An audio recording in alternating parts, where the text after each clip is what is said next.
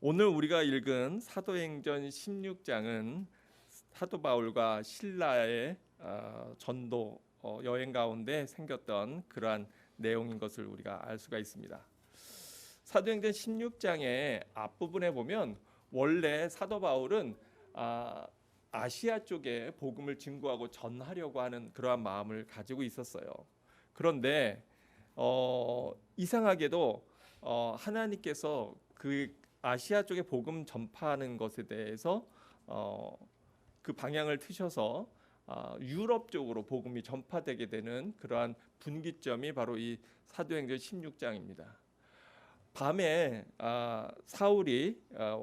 바울이 환상 가운데 보는데 어떤 마게도니아 사람 하나가 나타나서 그에게 마게도니아로 건너와서 우리를 도우라 이렇게 사도 바울에게 이야기하는 거예요.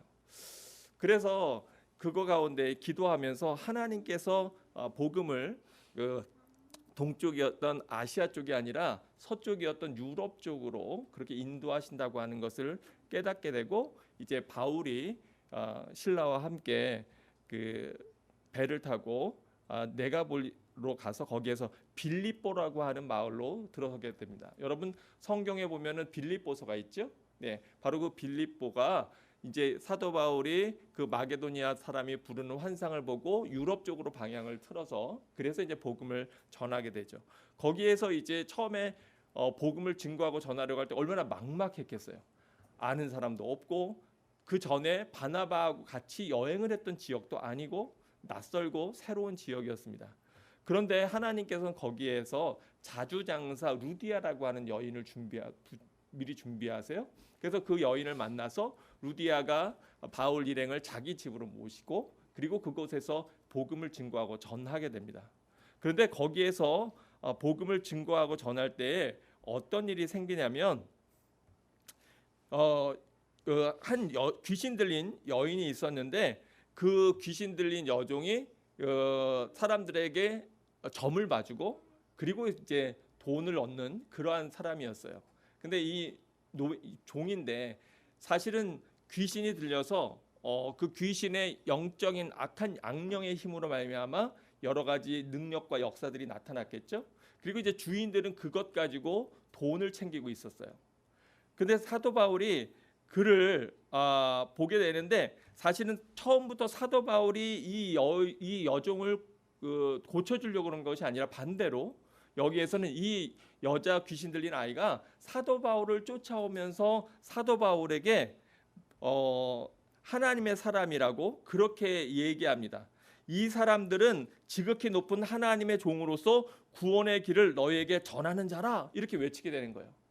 뭐 요즘에는 그런 일이 별로 없지만 예전에 보면 시골에는 이렇게 무당 집들이 있었잖아요. 그런데 무당이 구판을 벌일 때 기독교인이 거기 멀찍이서 구경하고 있으면 거기 가라고 신이 안 내린다고 뭐 이렇게 해가지고 기독교인들이 머쓱하거나 뭐 이랬던 적들 여러분들 어머니나 할머니 이야기들 통해서 들어본 적이 있으실 거예요. 근데 그 비슷하게 이제 이 여종을 고쳤어요. 그랬더니 뭐가 떠나갔을까요?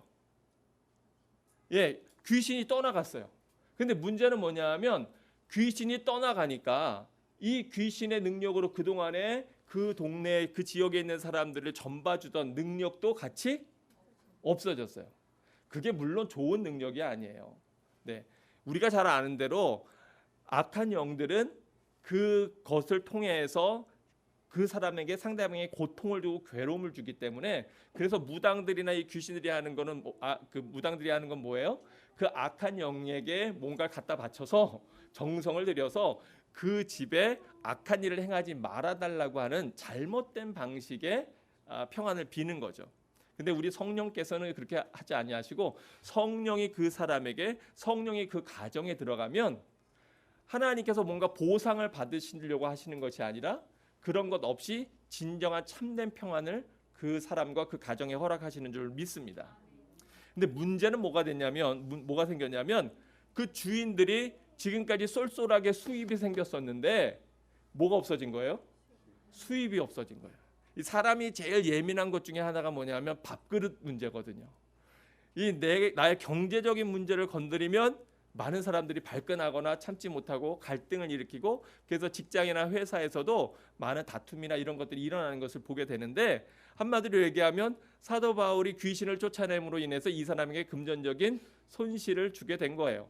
그랬더니 이 사람들이 속에 악심을 품고 안 되겠다, 그래가지고는 거짓으로 사도 바울과 그 무리들을 고발하는데, 뭐라고 고발하냐면 이 사람들이 도저히 우리 로마 사람들한테는 행할 수 없는 악한 이야기들을 하고 다닌다. 그리고서 거짓 루머를 퍼뜨리고 다니게 되었어요.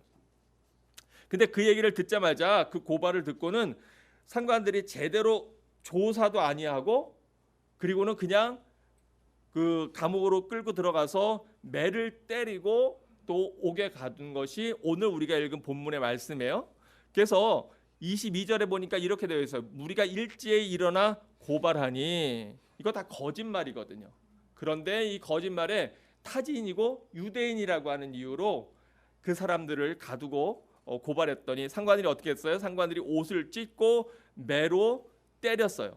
그리고 많이 때린 후에 옥에 가두고 간수에게 명하여 든든히 지키라, 이렇게 얘기를 했어요. 그래서 그 명령을 받고 그들을 그냥 옥도 아니라 아주 깊은 옥에, 빛도 들어오지 않고 공기도 통하지 않는, 아마 모르긴 몰라도 쥐떼도 우글우글 거리는 그러한 깊은 옥이라고 하는 걸 보면, 그런 데에 가두고 그냥 가둔 것이 아니라 혹시라도 도망갈까봐 그 발에 목까지 든든히 채웠어요.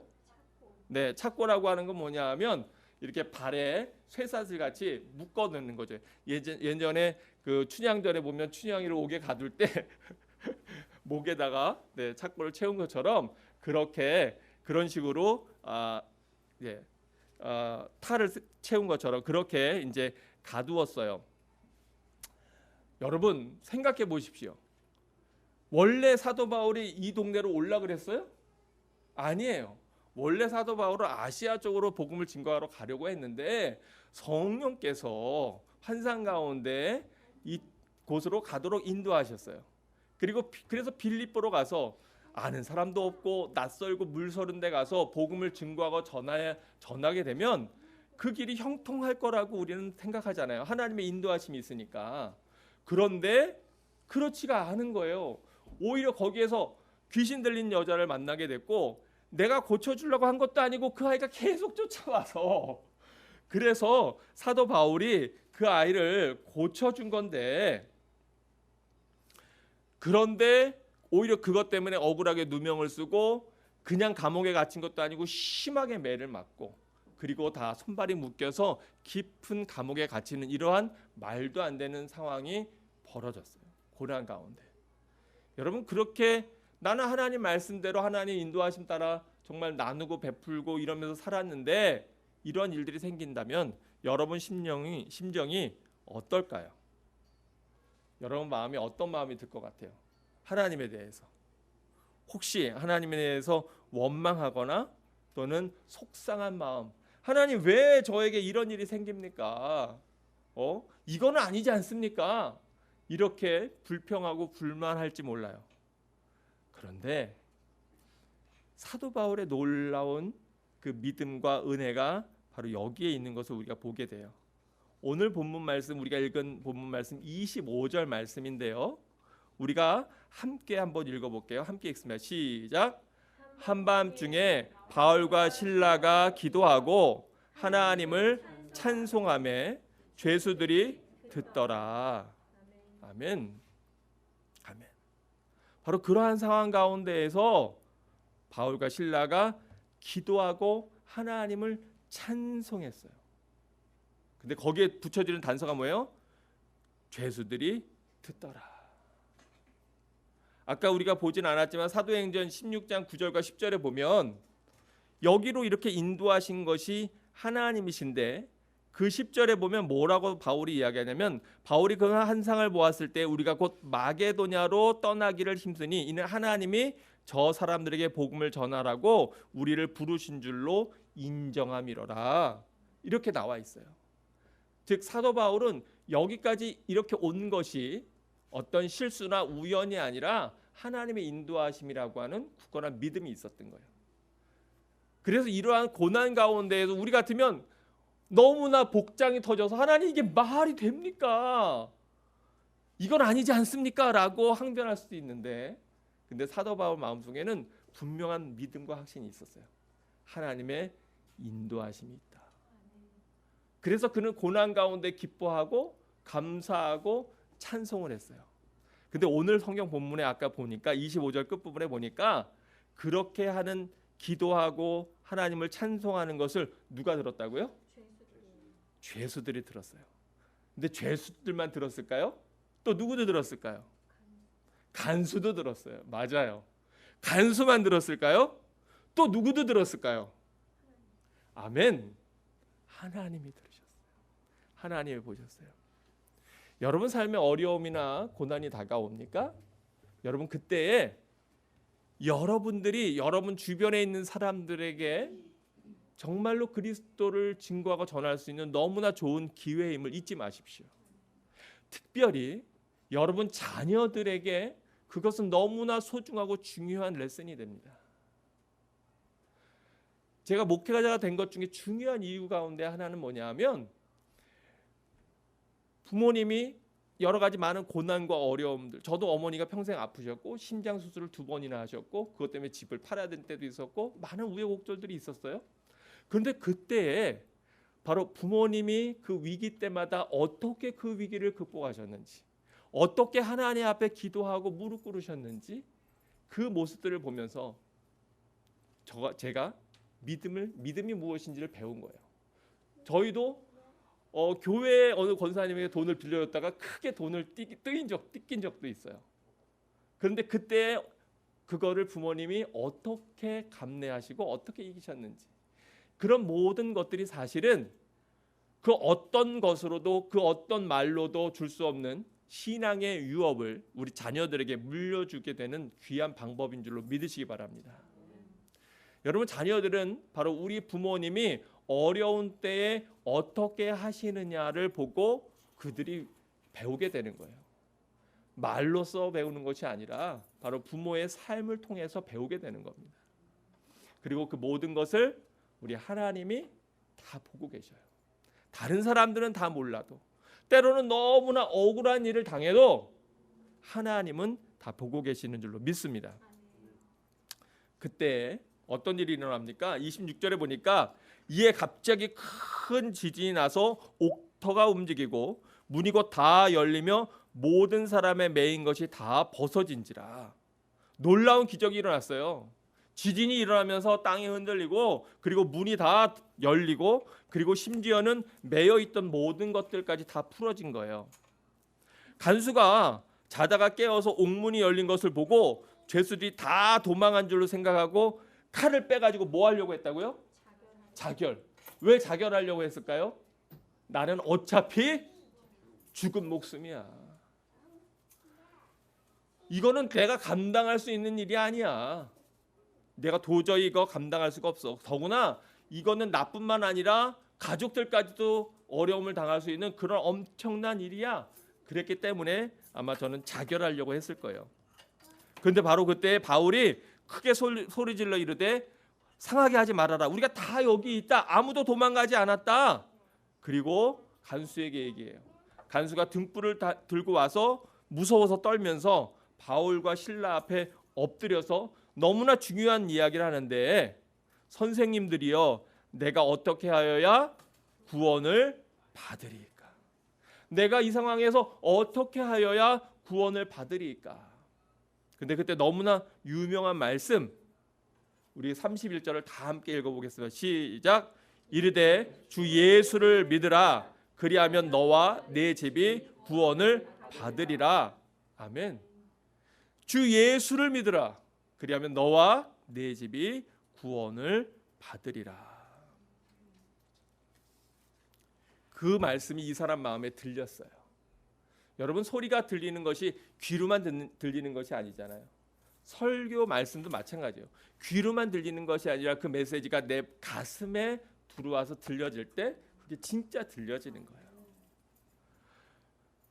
주 예수를 믿으라. 그리하면 너와 네 집이 구원을 받으리라. 그 이야기를 그 사람과 그 집에 있는 모든 사람에게 전하였고요. 그리고 그 간수가 바울과 실라를 데려다가 그 맞은 자리를 씻겨주고, 그리고 그 밤에 그 가족 전체가 다 세례를 받고, 그리고 그들을 데리고 가서 자기 집에 가서 음식을 차려주고 온 집안이 하나님을 믿음으로 크게 기뻐하는 놀라운 일이 생기게 된 겁니다. 이후의 내용을 보면 이제 간수들이, 사실은 상관들이 이 바울과 실라를 잡아둔 것이 바울과 실라가 잘못을 했기 때문이에요? 아니면은 그 사람들의, 그 동네 사람들의 억지 때문에 그런 거였어요? 동네 사람들의 억지 때문에 그런 거였거든요. 그 도시 사람들의, 아마 모르긴 몰라도 그때도 다 서로 결탁이 되어 있었던가 봐요. 그래서 이제 하루가 지나고 나니까 더 붙잡아둘 이유가 없었거든요. 사실은 또 그렇게 매질을 할 이유도 없었거든요. 그런데 그렇기 때문에 바울과 실라를 풀어주어라 이렇게 얘기를 해요.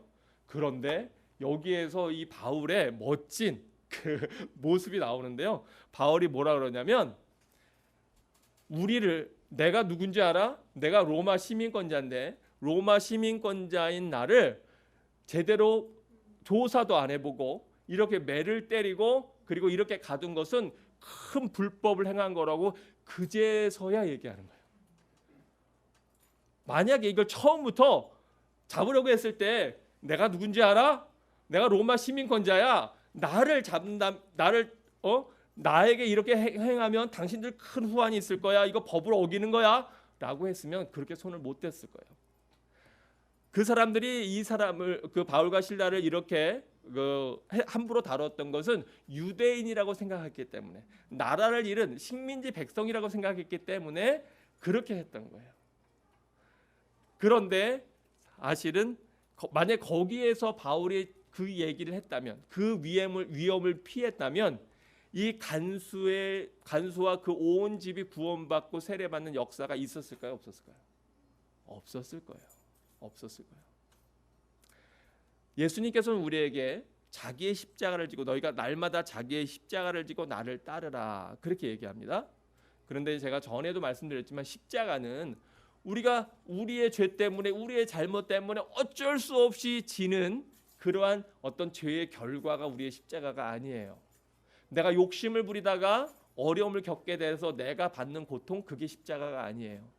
예수님이 지신 십자가는 뭐냐면, 내가 피할 수 있는데 그리스도의 이름으로 감내한 고통, 그게 십자가예요. 내가 피할 길이 있었어요. 도망칠 길이 있었어요. 모면할 길이 있었어요.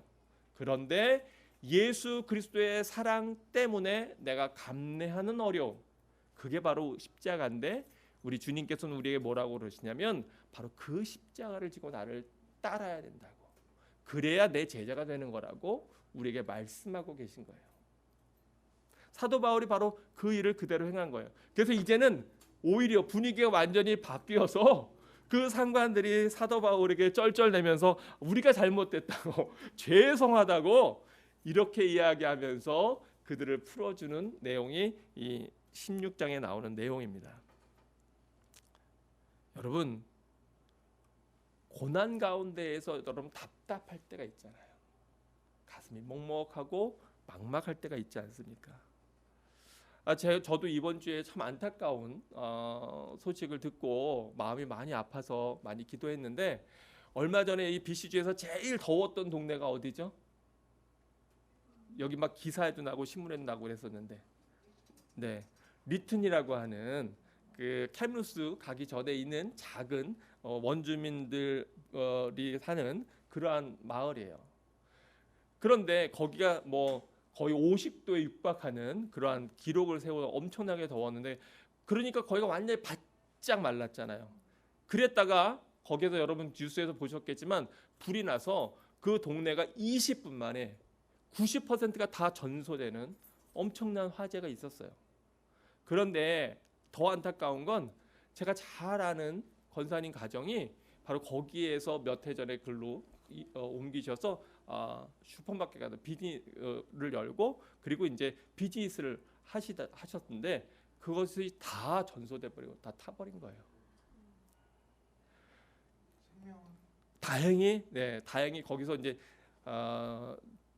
몇 사람인가 죽고 이랬는데 다쳤는데 그 가족은 다치지는 않으셨는데 너무 속상하고 안타까웠던 건 너무 막 갑자기 이런 일이 있어서 아마 개들은 먼저 예민하잖아요. 그러니까 개들이 먼저 달아났나 봐요. 그래서 그 강아지 2마리를 키우고 있었는데 그 개들을 찾지를 못해서 나중에 이제 일단 개들이 없어졌으니까 구해내지 못하고 일단 가족들하고 피했다가 다시 들어가려니까 그 지역이 통제돼 가지고 들어가지 못해서 뭐 보호소에도 찾아가고 막 이랬다고 많은 어려움을 겪고 제가 이제 개인적으로 잘 알고 또 얼마 전에도 저희 가정을 위해서 사모님 건강 어떠시냐고 그러면서 영양제랑 또 이렇게 후원을 보내오셨던 가정이고 그래서 제가 늘 기도하는 가정인데 연락을 했어요. 어떠셨냐고 그랬더니 그 남편 권사님이 참 마음이 힘든지 여기까지 참 어렵게 왔는데 그런데 참 지금 이렇게 모든 것이 다 사라지고 나니까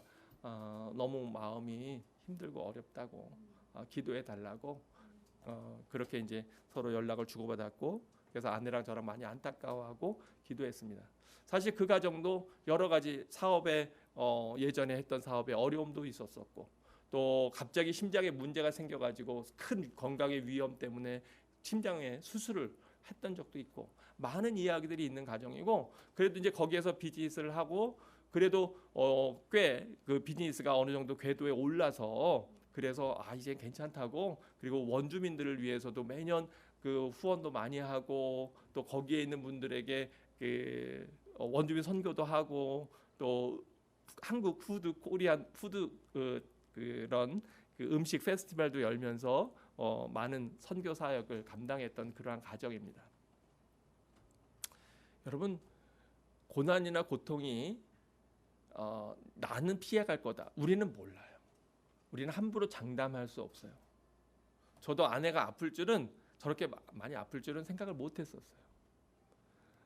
또 저의 길도 저는 선교사로 계속 있을 줄 알았지 제가 이렇게 또 목회를 하게 될 줄은 몰랐었어요. 그런데 그런 낭망하는 때가 우리 믿는 사람들에게도 많은 경우에 있어요. 저는 우리 사랑하는 성도들에게 그러한 일이 없기를 바랍니다. 자녀가 고생하는 걸 바라는 부모가 어디 있겠어요. 그렇지만 그러나 인생을 살아보니까 사실은 많은 경우에 우리가 잘 나가고 편안한 때도 있지만 그렇지 못한 때도 분명히 있는 것을 보게 돼요. 시편 42편의 이 저자도 아마 그러한 상황이었던 것 같아요. 시편 42편에 보면 이렇게 이야기하고 있어요. 하나님이여 사슴이 시냇물을 찾기에 갈급한 같이 내 영혼이 주를 찾기에 갈급하니이다.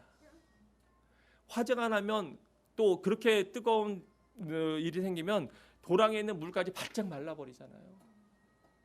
가뭄이 들면 마실 물이 없잖아요. 사슴이 시냇물을 찾기에 목이 말라서 갈급한 그 심령 얼마나 갈급합니까? 그렇게 하나님을 갈급하게 그 영혼이 찾는 거예요. 내 영혼이 하나님 곧 살아계신 하나님을 갈망하나니 내가 어느 때에 나아가서 하나님의 얼굴을 배울까? 그러면서 그것만도 강해진 고난만도 어려운데 더 어려운 건 뭐예요? 고난당할 때 주변 사람들의 시선과 그들의 뒷이야기가 더 힘들 때가 많죠. 저 사람 뭔가 뭘 사람한테 잘못했기에 저런 어려움을 겪는 거야? 저 사람 뭐가 문제가 있으니까 저런 일이 있겠지? 내용이나 상황을 알지 못하면서 사람들이 함부로 이야기할 때 상처를 받는 상처들이 큰 경우가 더 많이 있어요. 여기 시편에서 그래서 뭐라 그럽니까? 사람들이 종일 내게 하는 말이 네 하나님이 어디 있느뇨? 야, 너 하나님 믿는다며? 하나님이 있다며? 그런데 너가 믿는 하나님은 대체 어디 있는 거야? 라고 조롱한다는 거예요. 그래서 내 눈물이 주야로 내 음식이 되었도다. 그러면서 뭐라고 고백합니까? 내가 전에 성의를 지키는 무리와 동행하며 기쁨과 감사의 소리를 내며 그들을 하나님의 집으로 인도하였더니 이게 무슨 얘기예요? 내가 성일은 무슨 날이죠? 네, 거룩한 날. 내가 안식일을 지키며 사람들과 동행하여 기쁨과 감사의 소리를 내요. 이게 뭐 하는 거예요?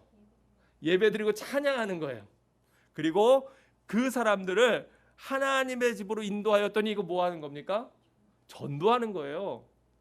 내가 하나님을 찬양하고 기뻐하고 감사하면서 예배드리고 사람들을 전도하고 하나님의 사명을 감당했었던 그랬었는데, 근데 지금은 사람들이 야, 너 하나님 믿는다면 네 하나님 대체 어디 있는 거야? 이렇게 얘기한다는 거예요. 저희 어머니가 심장병으로 정말 생명의 위 가운데 어려움을 겪을 때 저희 이모가, 제가 병원에 있을 때 이모 같이 들었거든요. 이모가 속상해서 그러셨겠죠. 근데 이모가 뭐라고 하냐면, 야, 너 그렇게 하나님 잘 믿는다며 너 하나님 보고 고쳐달라 그래. 하나님이 어디 있어? 이렇게 얘기했는데, 그때 제가 그 얘기 듣고 엄마가 우시는 거 보고 마음이 얼마나 아팠는지. 제가 초등학교 때인데. 근데 놀라운 건 그 이모네 가족이 다 구원받았다는 거예요. 다 구원받았다는 거예요. 그리고 이모가 사랑했기 때문에 동생의 아픔을, 동생이 어려워하는 걸 보고 안타까워서 하신 말씀인 건 알지만, 그런데 때로는 우리가 그런 이야기를 들을 때가 있지요. 근데 시편 기자가 뭐라 그럽니까?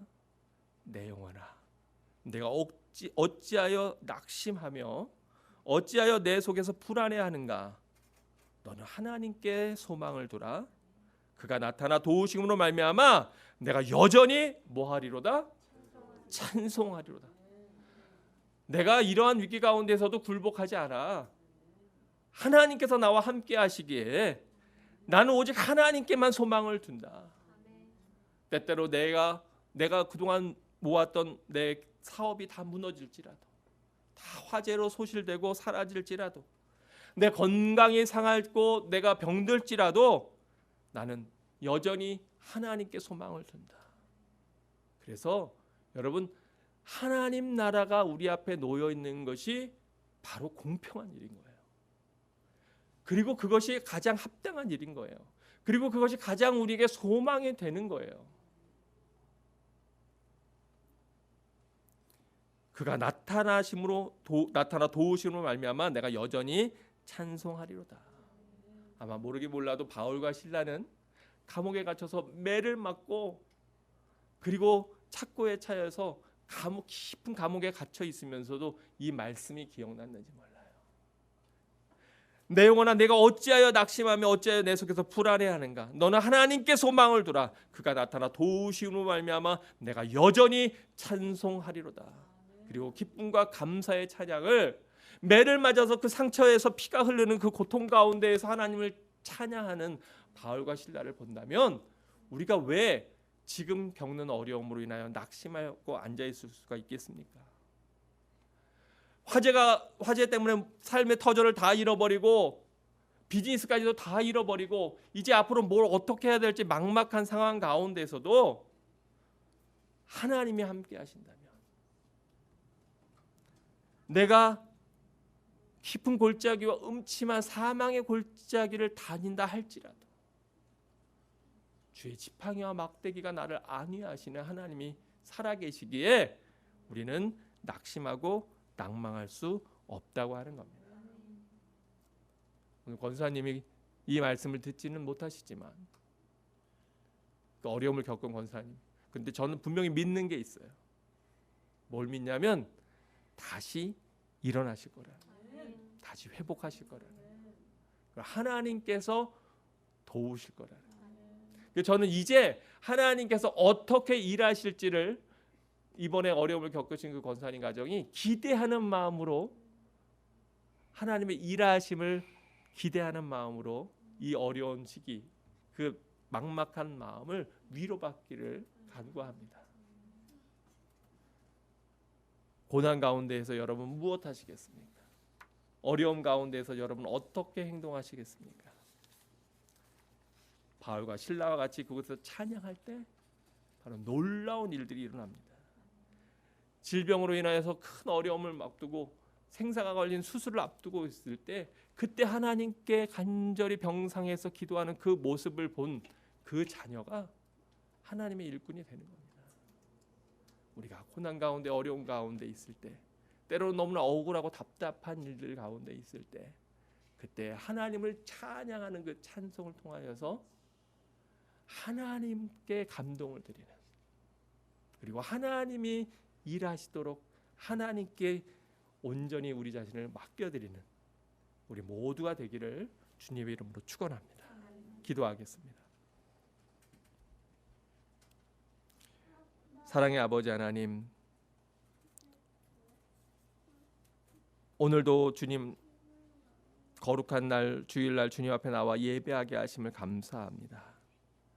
때때로 우리 삶 가운데 감당하기 어려운 위기들이 찾아올 때가 있습니다. 아버지, 그러나 그 위기들 가운데에서도 우리가 낭망하지 아니하고 오직 주님만을 바라보게 하옵소서. 오늘 우리가 함께 나누는 말씀 가지고 모든 삶의 터전을 잃어버린 우리 원사님 가정 새 힘을 얻기를 간절히 기도합니다. 또 그 일이 아니더라도 삶의 여러 가지 많은 아픔과 고난 가운데에서 또 속상함과 억울함 가운데 답답함 가운데에서 매를 맞고 감옥에 갇혀서 쓰러져 있는 것 같은 그러한 삶의 상황 가운데에서도 주님을 바라보며 찬양하는 저희들 되게 하여 주옵소서. 그래야 하나님 하늘 보좌가 움직이고 또 아버지 하나님 주의 일하심을 바라보는 그러한 그 영광의 자리에 참여하는 소망을 갖는 저희 모두가 되게 하옵소서. 예수님의 이름으로 기도합니다. 아멘.